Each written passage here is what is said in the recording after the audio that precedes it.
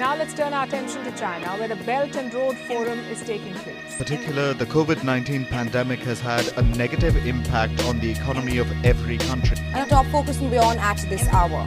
Now, the Chinese policy in Africa is often described as a debt trap.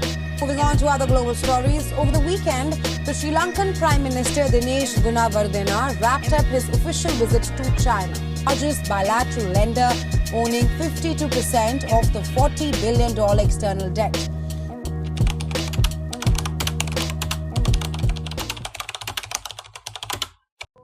Banyaknya pemberitaan mengenai China's debt trap memunculkan beberapa pertanyaan.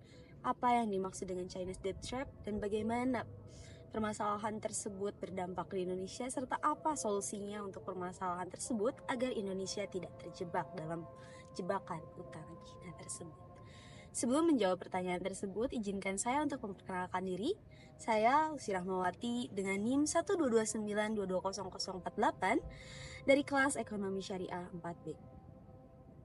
China dikenal dengan inisiatif Belt and Road Initiative atau BRI, yakni sebuah proyek ambisius yang bertujuan untuk meningkatkan konektivitas dan kerjasama ekonomi antar negara.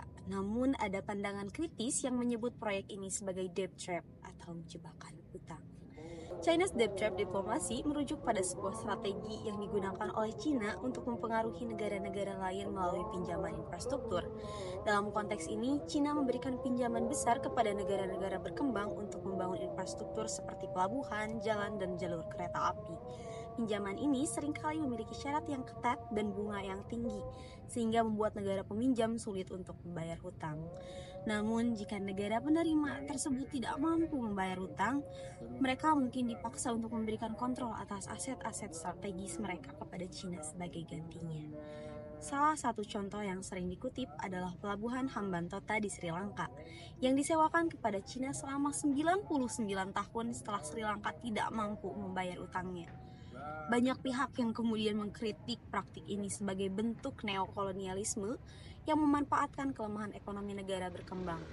Namun, China sendiri seringkali menolak tuduhan ini dengan menyatakan bahwa pinjaman yang diberikan adalah bantuan untuk pembangunan dan kerjasama ekonomi. Para ahli terus berdebat tentang dampak sebenarnya dari debt trap diplomasi. Beberapa berpendapat bahwa pinjaman ini membantu mempercepat pembangunan dan membuka peluang ekonomi baru. Namun, ada juga yang khawatir bahwa beban utang yang berat akan memperlemah kedaulatan ekonomi dan politik negara-negara penerima. Indonesia adalah salah satu negara yang ikut serta dalam Belt and Road Initiative atau BRI ini, yakni inisiatif ambisius China untuk menghubungkan Asia dengan Eropa dan Afrika melalui jalur perdagangan dan investasi. Di Indonesia, investasi China terlihat dalam berbagai proyek besar seperti pembangunan jalur kereta cepat Jakarta-Bandung, perluasan pelabuhan, dan pengembangan kawasan industri. Proyek-proyek ini diharapkan dapat meningkatkan konektivitas dan pertumbuhan ekonomi. Namun, di balik proyek-proyek ini terdapat pinjaman besar dengan syarat-syarat tertentu dan bunga yang tinggi.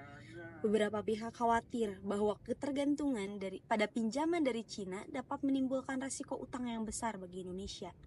Beberapa ahli ekonomi berpendapat bahwa meskipun pinjaman ini dapat mempercepat pembangunan, beban utang yang terlalu besar bisa menjadi masalah di masa depan.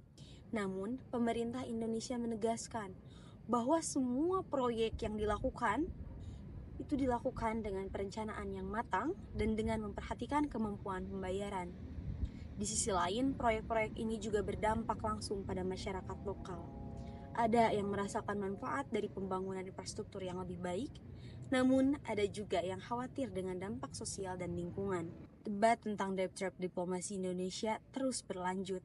Sementara beberapa politisi dan pengamat memperingatkan tentang potensi jebakan utang, yang lain melihatnya sebagai peluang untuk kemajuan. Lantas, apa solusi dari permasalahan ini? Pertama, transparansi dan akuntabilitas dalam pengelolaan utang harus ditingkatkan. Pemerintah harus memastikan bahwa setiap proyek yang didanai dari pinjaman luar negeri memiliki dampak ekonomi yang positif dan mampu menghasilkan pendapatan untuk membayar utang tersebut. Kedua, diversifikasi sumber pendanaan sangat penting. Indonesia tidak boleh hanya bergantung pada satu negara atau satu sumber pendanaan. Kerjasama dengan berbagai negara dan lembaga keuangan internasional harus ditingkatkan. Ketiga, penguatan kapasitas domestik. Indonesia harus mengembangkan kemampuan untuk membiayai proyek infrastruktur melalui sumber-sumber dalam negeri, baik melalui penerbitan obligasi maupun kerjasama dengan sektor swasta. Sebagai kesimpulan, meski ada potensi manfaat besar dari inisiatif Belt and Road China, kita harus bijak dalam mengelola setiap pinjaman agar tidak terjebak dalam debt trap. Dengan manajemen yang tepat, Indonesia bisa memanfaatkan peluang ini untuk pembangunan yang berkelanjutan dan kemakmuran bersama.